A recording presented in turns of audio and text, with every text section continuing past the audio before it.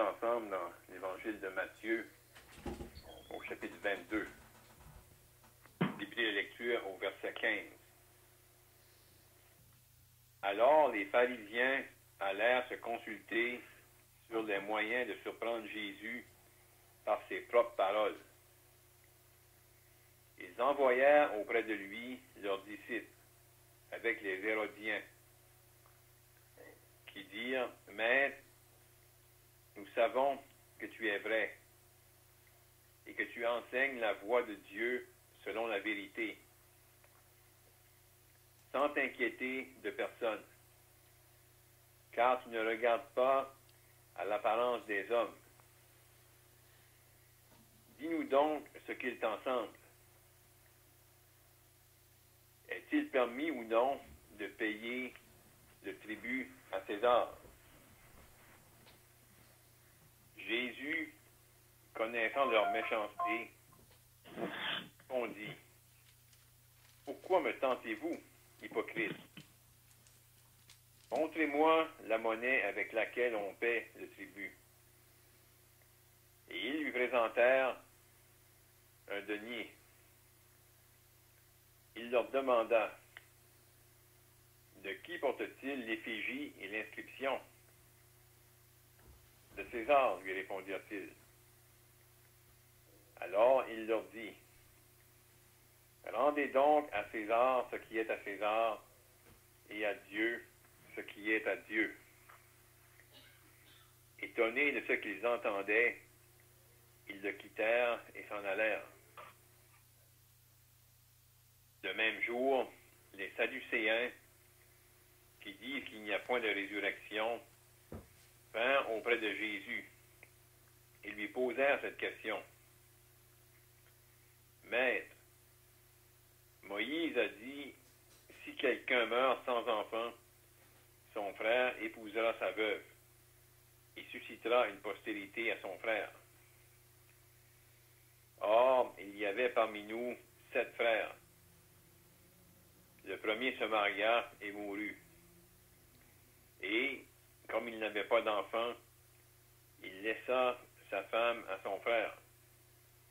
Il en fut de même du 2e, puis du 3e, jusqu'au 7e. Après eux tous, la femme mourut aussi. À la résurrection, duquel des 7 sera-t-elle donc la femme? Car tous l'ont eue.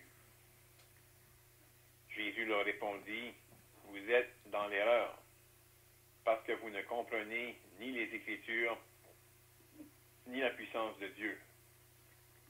Car à la résurrection, les hommes ne prendront point de femmes, ni les femmes de Marie, mais ils seront comme les anges de Dieu dans le ciel. Pour ce qui est de la résurrection des morts, n'avez-vous pas lu ce que Dieu vous a dit? Le Dieu d'Abraham, le Dieu d'Isaac et le Dieu de Jacob. Dieu n'est pas le Dieu des morts, mais des vivants. » La foule qui écoutait fut frappée de l'enseignement de Jésus.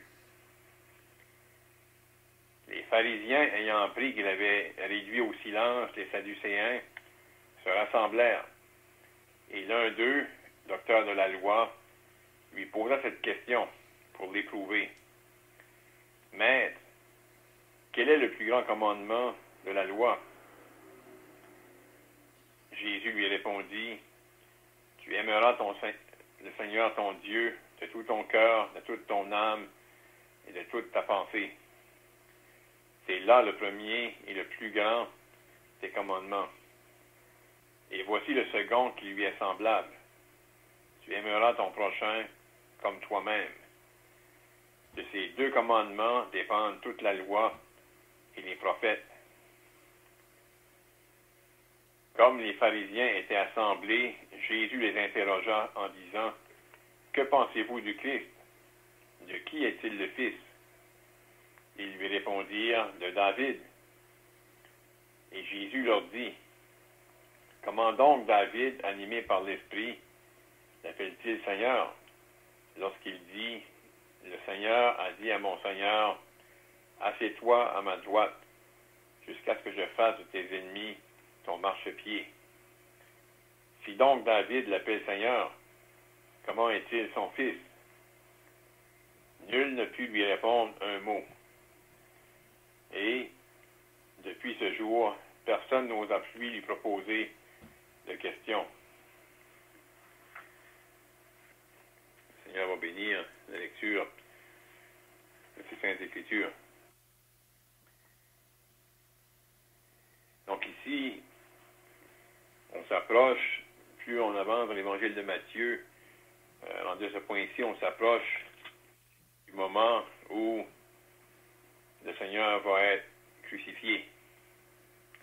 Et plus on avance dans ces années-là, dans le ministère du Seigneur, plus l'opposition vient grande et plus les chefs religieux voulaient trouver une occasion pour pouvoir l'accuser. Et là, ici, on va voir comment il y a des gens qui, habituellement, avaient une certaine opposition les uns les autres, parce que c'était tous des Juifs, mais associés à différents partis, et croyant certaines choses, mais là, ils ont un point en commun.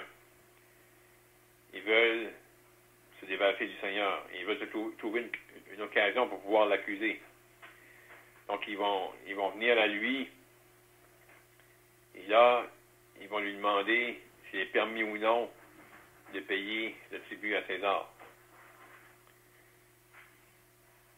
Et le Seigneur va les discerner. Et vraiment, qu'est-ce qu'on peut ressortir ici? Eux, ils viennent pour le prendre au piège sur une question. Puis c'est souvent, c'est une expression qu'on va souvent entendre même dans le monde, encore aujourd'hui. C'est l'expression-là qu'il faut rendre à César ce qui est à César. Mais on oublie la deuxième portion de la réponse du Seigneur. Parce que ces hommes religieux-là, vraiment, ils ne rendaient pas à Dieu ce qui était à Dieu. Et vraiment, là, ici, on avait Dieu manifesté en chair.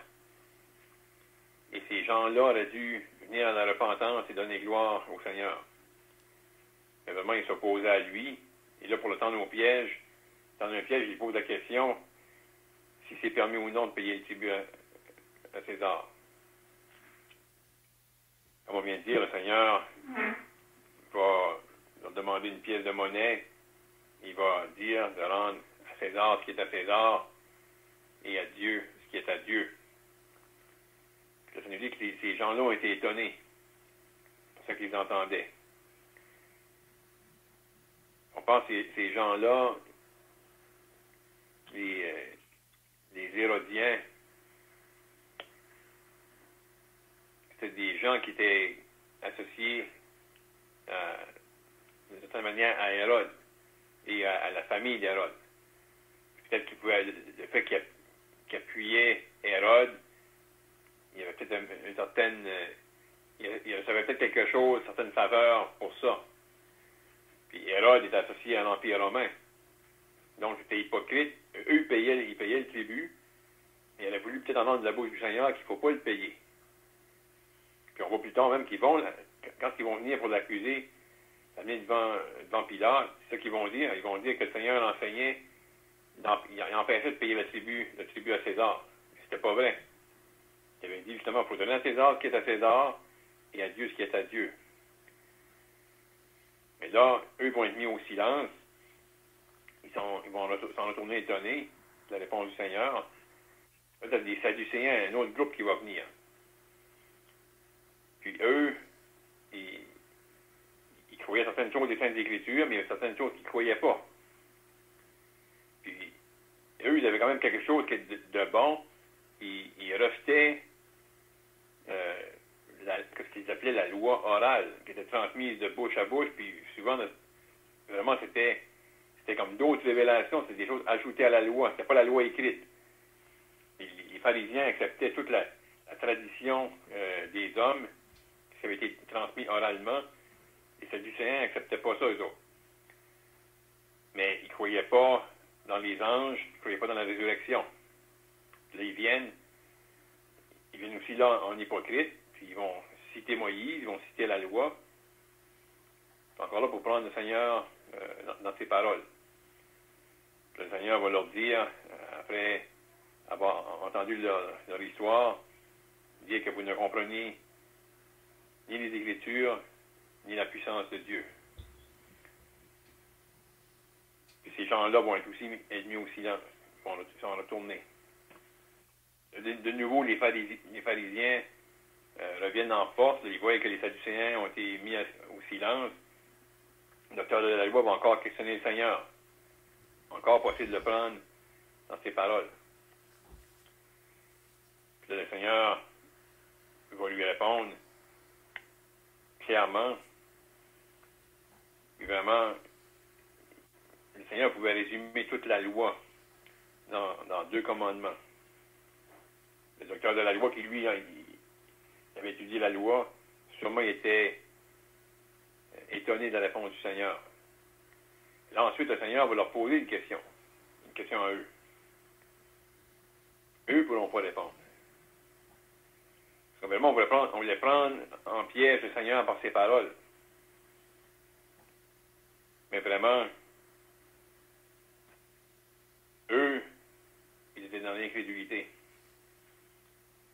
Et vraiment, eux, ils avaient besoin de repentance. On ne peut pas prendre le Seigneur dans ses paroles. Le Seigneur était le Fils de Dieu. Le Seigneur enseignait la vérité. Le Seigneur était venu du ciel. Le Seigneur avait manifesté pleinement devant eux qui il était et d'où il venait. Ces gens-là auraient dû se repentir. Mais là, on voit qu'à ce moment-là, ils ne vont plus l'interroger à partir de ce point-là, lorsque le Seigneur va leur poser une question. Ils ne vont pas l'interroger de nouveau, mais ça ne va rien changer dans leur cœur qu'ils veulent encore le voir mourir. Puis ils veulent encore qu'il soit saisi. Mais on sait que tant que le temps du Seigneur n'était pas venu, ils ne pouvaient pas mettre la main sur lui. Donc, on peut en dire plus pour l'introduction. On invite encore les frères à participer par des questions et des commentaires. Et en espérant qu'encore une fois ce soir, on va être nourri puis enseigné par la parole de Dieu.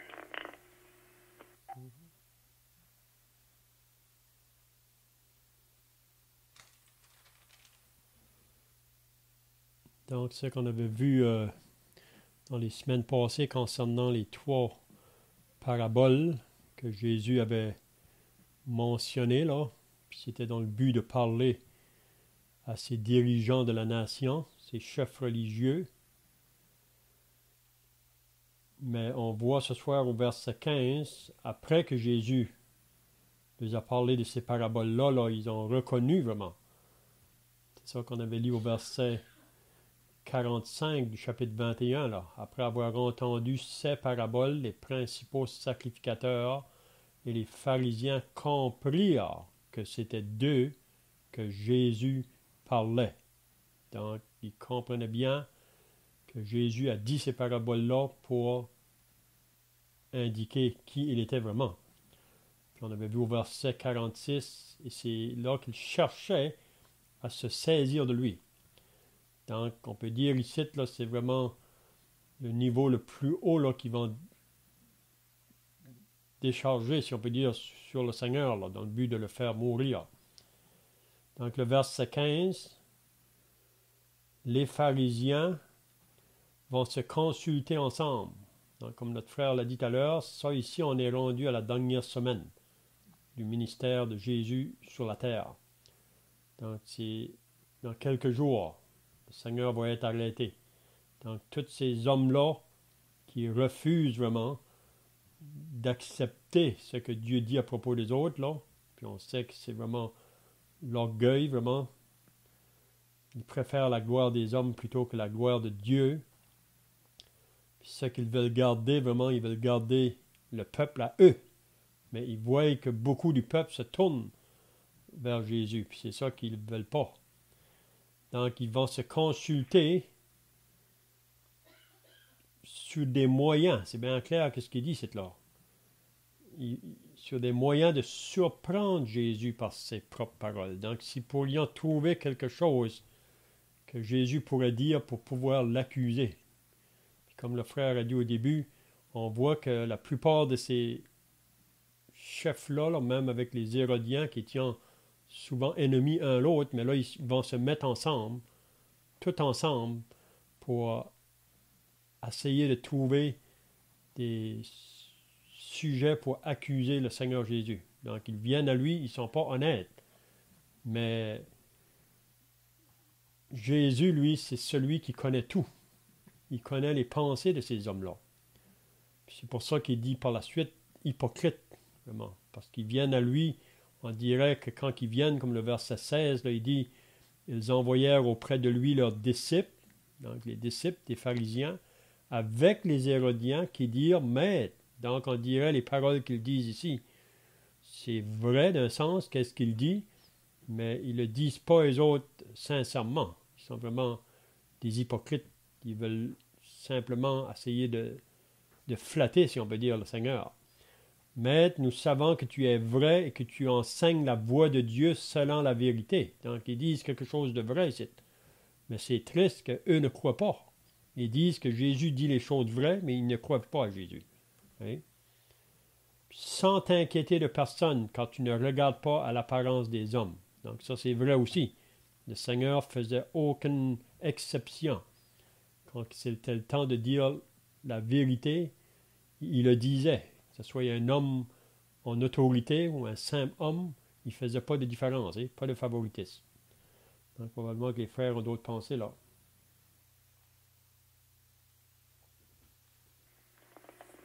Comme ça vient d'être dit, comment ces gens-là étaient hypocrites.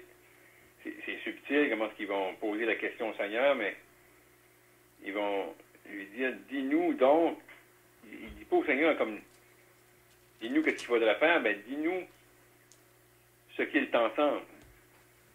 Parce que peut-être que, tu sais, quelqu'un nous posait la question, ou posait la question à d'autres, tu sais, comme justement, si on prend l'exemple aujourd'hui, puis on dirait, est-ce qu'il faut payer les taxes? Puis on sait qu'il faut payer les taxes, si on veut être honnête avec le gouvernement.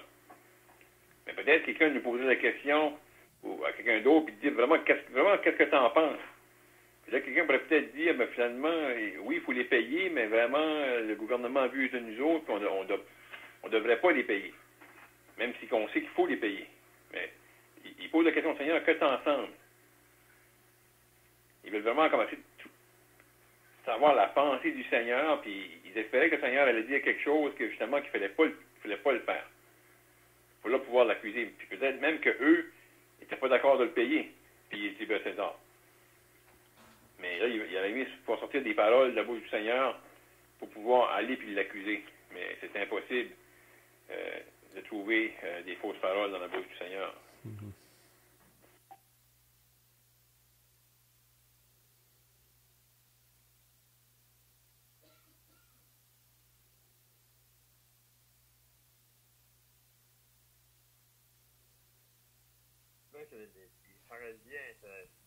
Pharisiens, c'était la religion juive.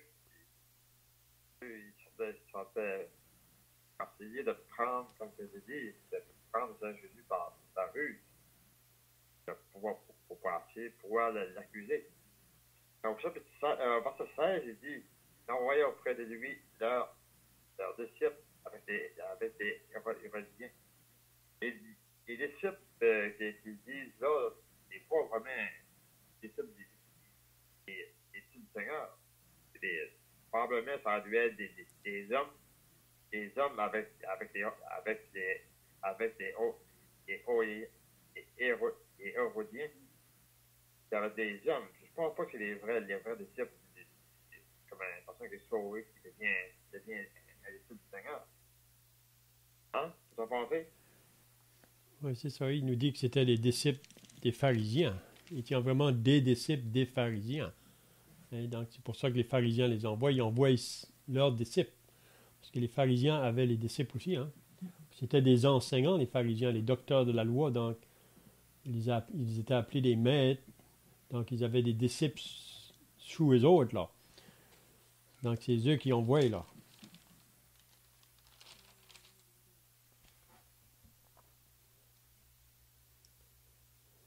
Peut-être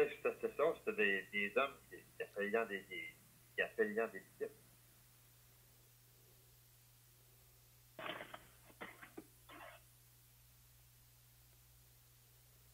Voilà. Est-ce que vous m'entendez là? Oui. Juste, on voit ici, comme ça a été mentionné, vraiment c'est le jour après que le Seigneur est rentré à Jérusalem, puis il a reçu des louanges à la part du peuple, beaucoup de choses ont été faites. Et ceci, c'est le jour d'après, ça c'est sur le lundi de la semaine d'après, puisque le Seigneur va être mis à mort le vendredi en quelques jours. Là. Donc, ici, on peut voir, on voit, comme on a été dit à propos des pharisiens et des scribes, des pharisiens et des hérodiens. En arrière de tout cela, c'est le diable. Spirituellement, c'est lui qui travaille. On a même mentionné ça hier dans l'étude qu'on a eue. Donc, c'est un travail-là. Et comme notre frère Fajr de dire, là, on voit ici que c'est des pharisiens qui allaient ensemble se consulter pour prendre Jésus par ses paroles.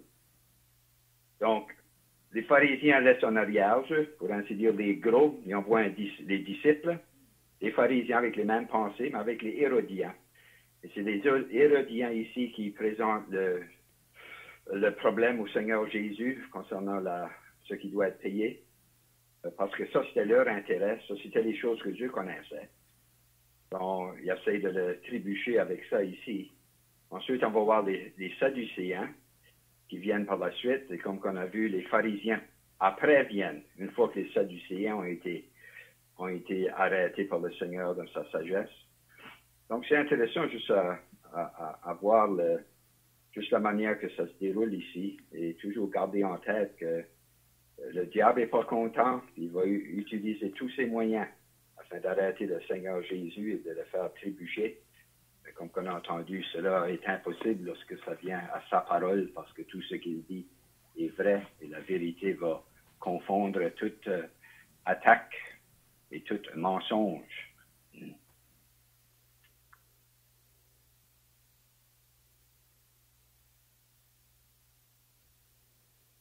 C'est ça. Donc, dans la question, dis-nous donc ce qu'il t'en semble.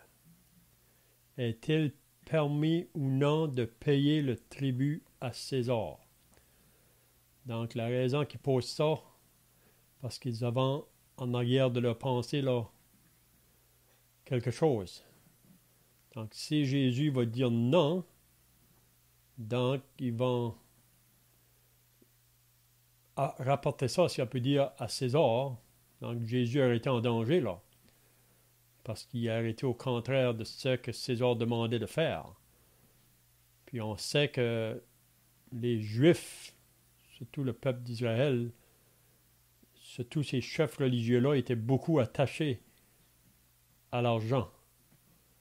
S'il y a une chose qu'ils n'aimaient pas, comme la plupart du monde aujourd'hui, vous savez, l'homme dans ses péchés, il est toujours contre l'autorité.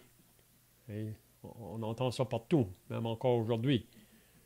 Et quand ça vient à payer les taxes ou les impôts, les gens sont toujours en train de murmurer, de se plaindre. Hein?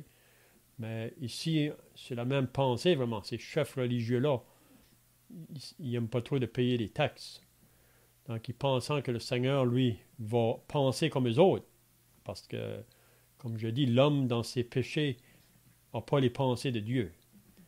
Mais le Seigneur va répandre ce qui est bien de répandre. Même si que ça va lui amener de la haine davantage, si on peut dire, de la part de ces chefs religieux-là. Puis on sait aussi que là, vraiment, à Jérusalem, c'était les Romains qui régnaient là. C'était Hérode le roi. Ça, c'était pas supposé d'être ça. Mais la raison pourquoi que c'est un roi romain qui règne à Jérusalem, c'est parce que le peuple d'Israël s'est égaré de Dieu. Puis c'est comme un jugement sur eux autres. Donc, ils se sentent comme asservis aux Romains. Hein? Donc, pour moi, si Jésus dit non, qu'il ne faut pas payer, donc ils vont utiliser ça pour une attaque contre lui. Mais le Seigneur, comme qu'on vient d'entendre, qui discerne tout, puis qui amène toujours la vérité, il ne va pas se laisser prendre par leur ruse.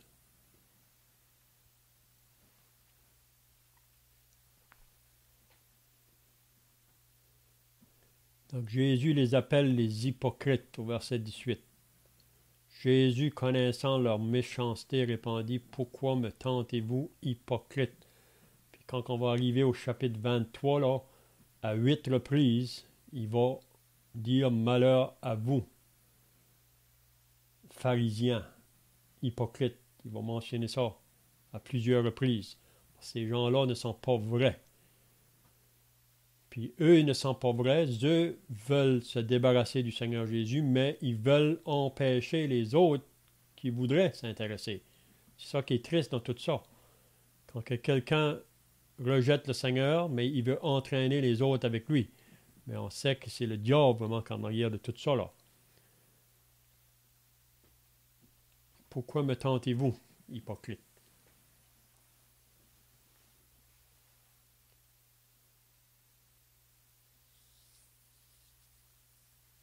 Une chose qu'on peut remarquer ici, Jésus appelle ça leur méchanceté. Donc ça, regardons au cœur de ces hommes-là, sachant que ce qui était arrivé lorsqu'ils se sont consultés ensemble, c'était méchant. Et pas seulement ça, il ne faut pas manquer, il dit, pourquoi me tentez-vous? Seigneur Jésus avait été tenté après son baptême. Ici, il est tenté de nouveau.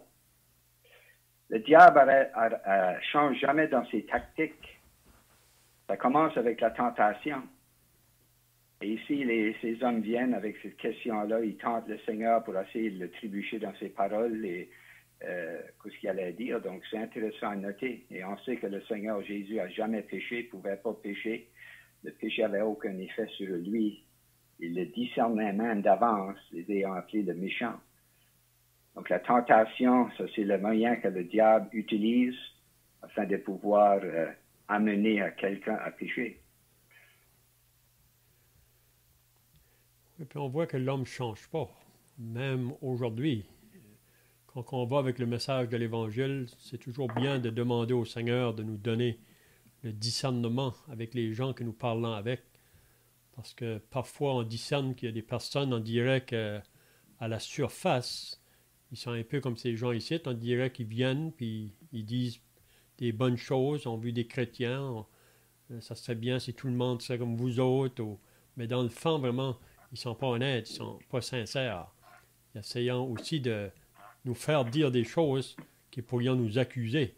Donc, c'est peut-être une application qu'on peut faire pour nous aujourd'hui, quand on vient pour transmettre l'Évangile, de pouvoir discerner là, ceux qui sont réels, si on peut dire. Parce que parfois, on peut perdre notre temps avec certaines personnes parce qu'ils sont juste là pour causer des disputes, si on peut dire. Hein? Parce que la question d'être tenté, là, c'est pas la première fois qu'ils viennent à Jésus, là. C'est plusieurs fois qu'on voit ça. Même dans Jean chapitre 8, vous vous rappelez quand il a apporté une femme qui avait été surprise en flagrant délit d'adultère. Donc c'est ces pharisiens-là encore qui avaient trouvé cette femme-là. Ça veut dire probablement qu'ils surveillaient cette femme-là. Peut-être que parmi eux, ils ont déjà tombé dans le péché avec cette femme-là. Parce que vous vous rappelez que Paul nous dit dans l'Épître aux Romains au chapitre 2, ces hommes-là qui étaient des enseignants, des maîtres, ils enseignent de ne pas commettre l'adultère, mais eux commettent l'adultère. Mais quand ils sont venus à Jésus, là, c'était encore pour le mettre au test. Ils avaient dit, Moïse nous a prescrit de lapider de telle femme. Qu'est-ce que toi tu dis? Mais Jésus, ça dit qu'en premier, là, il l'écrivait par terre, mais là, ils ont continué à l'interroger. Il s'est levé les yeux, puis il lui a dit, s'il y a quelqu'un parmi vous qui n'a pas péché, qui lui lance le premier la pierre. Puis tous, ça dit, du plus vieux jusqu'au plus jeune, ils ont tous été frappés dans leur conscience. Puis ils sont tous partis. Donc le Seigneur les a fermé la bouche. Hein? Puis on est appelé à ça aussi. C'est ça que Paul enseigne là, dans Tite, je pense, quand il parle des anciens, là, il y a des personnes qu'il faut qu'on leur ferme la bouche. Hein? Donc ici, le Seigneur fermait la bouche à ces personnes-là souvent. Donc, ils avaient eu déjà des expériences avec le Seigneur, mais là, encore ici, ils viennent encore avec leurs questions pour le prendre au piège.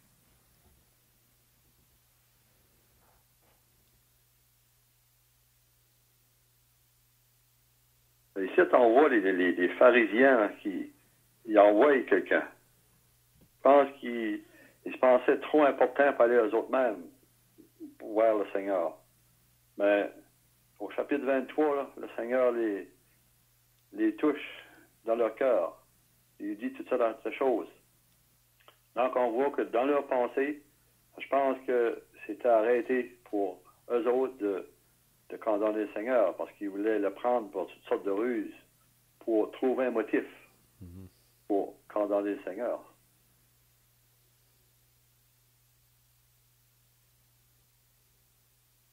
On lit concernant la tentation, 1 Corinthiens chapitre 5, je pense, verset 13. Il n'y a point de condamnation, il n'y a point de tentation. Je vais le lire, je le connais en anglais, verset 5 et 13. C'est intéressant. Je me souviens. Corinthiens 10, hein? C'est 10? Oui, 10, 13.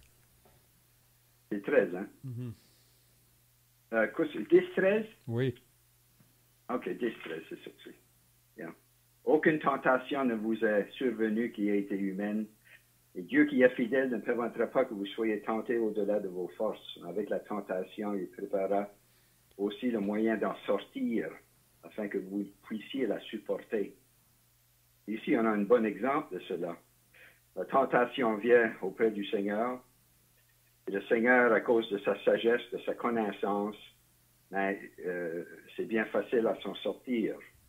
Donc, pour lui, il donne l'illustration concernant la pièce de monnaie, là. Et ça, c'est la réponse à la question. Pas plus que ça, la bouche est fermée, les gens doivent s'en aller. Et c'est pourquoi c'est bon d'avoir une bonne connaissance de la parole de Dieu. En ayant une connaissance de la parole de Dieu, lorsque les tentations peuvent venir, dans ce sens-là, le Seigneur peut nous donner cette sagesse-là pour pouvoir détourner ça. Donc, c'est juste une petite illustration ici que le Seigneur nous a enseigné. Ça c'est vrai. Même Jésus dans le désert, quand le diable est venu pour le tenter, même le diable utilisait la parole, mais il utilisait des parties de la parole. Donc la même chose pour ces chefs religieux-là, c'était des gens qui connaissaient bien la parole, mais comme qui vient d'être dit, le Seigneur était la parole même. Puis à chaque fois que le diable est venu pour le tenter, il a toujours utilisé la parole de Dieu pour résister à ses tentations. Donc c'est pour ça que c'est bien pour nous d'avoir une bonne connaissance de la parole. Même c'est ça que Paul prie là, dans l'Épître aux Philippiens pour les chrétiens, que leur amour augmente en connaissance et en toute intelligence face à ce monde qui nous entoure, qui vient avec toutes sortes de choses à nous présenter, là, avec toutes sortes de philosophies. Mais si on est imprégné de la parole, c'est que le Saint-Esprit va utiliser la parole pour nous donner là, quand on vient pour résister à ces tentations qui peuvent venir.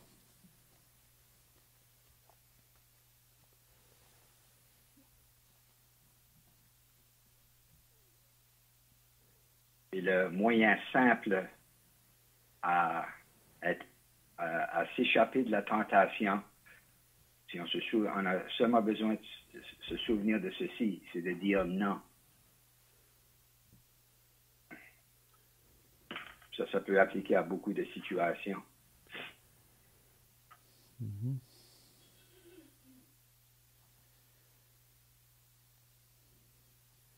Il y a une chose que Jacques nous dit, quand on est tenté à faire le mal, c'est jamais Dieu qui nous tente à faire le mal. Donc il faut résister le diable, puis il va fuir loin de vous. Quelqu'un a dit une fois, on ne peut pas arrêter le diable de marcher sur le trottoir en avant de notre maison, mais on peut l'arrêter d'entrer dans notre maison. Donc il faut le résister, parce qu'il vient de bien subtil, souvent. Bien subtil. Donc, je ne sais pas si d'autres frères ont d'autres pensées, là. Voilà, on peut apprendre la leçon ici du Seigneur Jésus. Des fois, les personnes allaient lui demander une question. Le Seigneur il répond avec une question. Donc, il répond avec la question, il dit, de qui portait l'effigie et l'inscription? Donc, lui demande cette question A, et après ça, ça tombe dans leurs mains, puis eux, c'est maintenant eux à agir, puis il dit, il tombe dans le piège de César, lui répondit-il. Donc, il leur dit, rendez à César ce qui est à César et à Dieu ce qui est à Dieu. Donc, c'est intéressant parce que des fois, on est questionné sur certaines choses. Ensuite, on peut juste dire, mais quoi, toi, t'en penses? Mhm.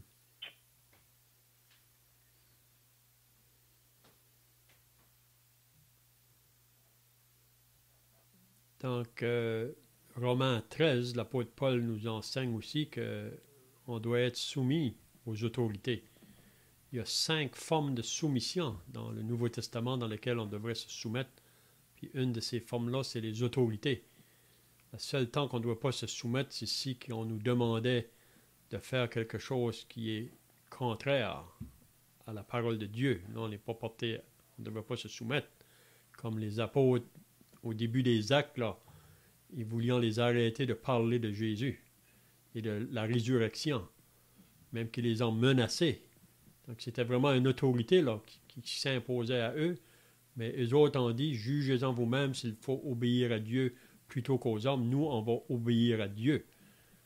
Donc, c'est juste dans ce temps-là qu'on ne devrait pas se soumettre quand ils nous demandent de faire des choses contraires à Dieu, mais à part de cela, on doit nous soumettre aux autorités, à toute autorité, parce que c'est Dieu qui les a placés là. Donc, on ne devrait pas être de ceux qui murmurent ou qui critiquent quand même les gouvernements ou les hommes qui sont là. C'est vrai qu'ils ne faisaient pas toujours peut-être des choses bien, mais chaque homme qui a une autorité, c'est vraiment Dieu qui les a placés là. Souvent, Dieu donne l'homme pour la condition du peuple, souvent.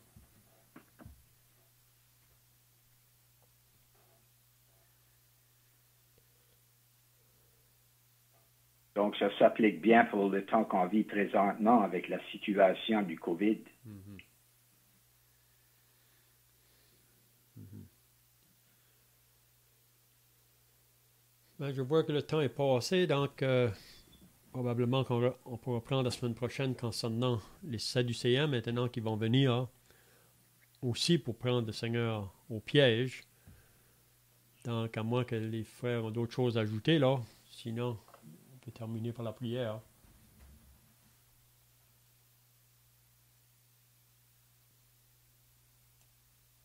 Prions. Notre Dieu et notre Père, nous voulons maintenant terminer par la prière. On veut te remercier et te rendre grâce pour ta parole que nous avons pu encore considérer ce soir. Nous réalisons que tu révèles tes pensées et tes voies. Et on voudrait encore te prier que tu nous aides à discerner toutes choses, et même envers ce monde qui nous entoure, que nous puissions être de ceux qui vont être capables de discerner quand il y a des personnes qui viennent, comme avec le Seigneur, à la surface, ça paraissait qu'ils voulaient dire du bien de lui, mais dans le fond, ils voulaient lui faire du mal. Donc notre Dieu, aide-nous à discerner quand on vient à communiquer même l'Évangile autour de nous. Donc on prie ta bénédiction sur chaque frère et sœur qui est présent ce soir, et aussi, nous ne voulons pas oublier ceux qui ne peuvent pas être présents à cause des difficultés de santé, que ta main puisse les soutenir là où ils sont en ce moment. Donc nous remettons cette réunion devant toi. Bénis-nous au nom du Seigneur Jésus. Amen.